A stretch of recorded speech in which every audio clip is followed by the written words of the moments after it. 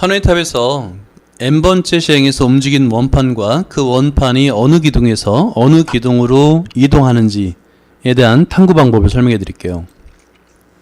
자, 먼저 이진법 표현에서 발견되는 규칙을 여러분들이 이해하고 있어야 되는데요. 1번 원판이 움직이는 규칙은 이동 횟수를 이진법으로 바꿨을 때 이진법의 1위 자릿수, 그러니까 오른쪽 끝 자릿수가 영위하는 1이 오면 1번 원판이 움직인 거예요.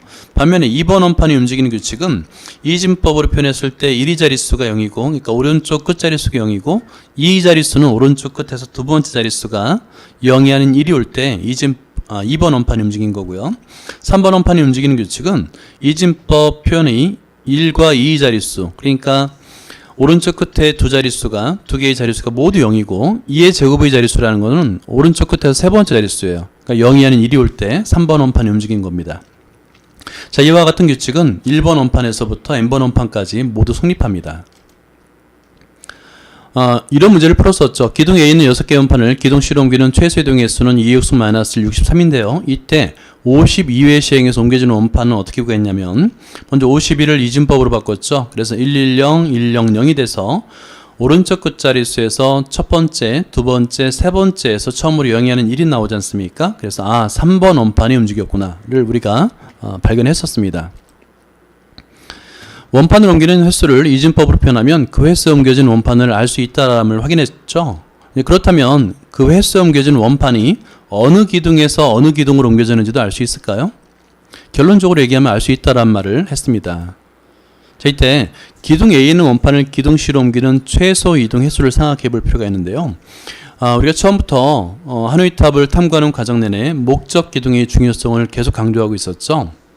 사실 기둥 A 출발 기둥, 그 다음 기둥 C 목적 기둥, 이렇게 목적 기둥을 정하지 않으면 지금까지 우리가 발견한 대부분의 규칙을 찾을 수가 없어요. 그래서 목적 기둥의 중요성을 다시 한번 강조드립니다.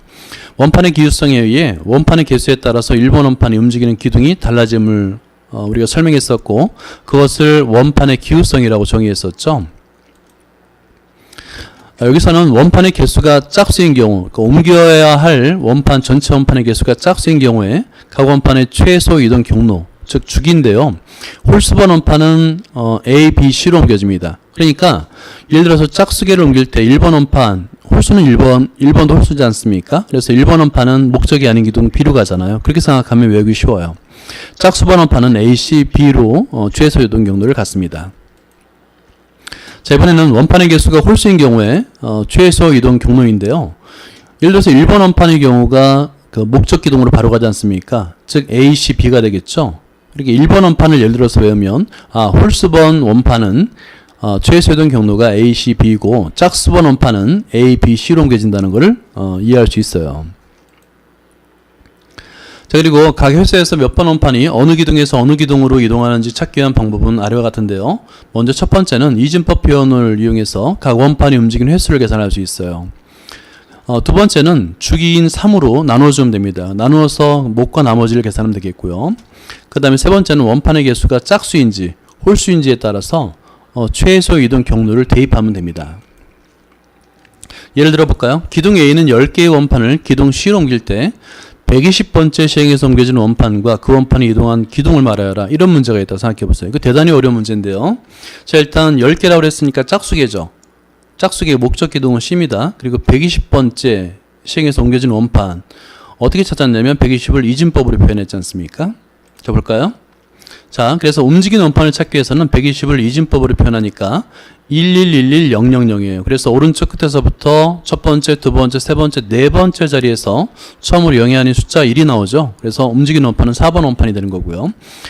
그리고 4번 원판은 8회 시행할 때마다 한 번씩 움직여요. 그러니까 120을 8로 나눴을 때 몫을 구해보니까 몫이 15로 나눠 떨어집니다. 그래서 4번 원판이 15회 움직이는구나, 15회째 움직인 거구나 라고 할 수 있어요. 그러니까 그리고 다음에 기둥은 어떤 방법으로 찾냐면 짝수계인 원판에서 짝수번 원판의 이동 경로는 A, C, B였죠. 그죠? 요거는 이제 알고 있어야 돼요.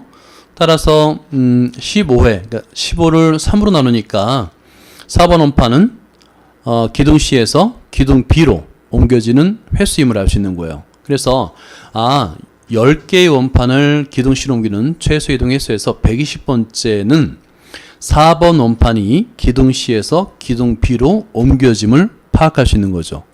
어찌 보면 대단히 어려운 문제인데 이거를 간단한 이진법 표현과 최소요동 경로라는 두 가지 개념을 이용해서 이 어려운 문제를 해결한 거예요. 수학에 대한 모든 것을 여러분과 함께 나누겠습니다. 네, 감사합니다.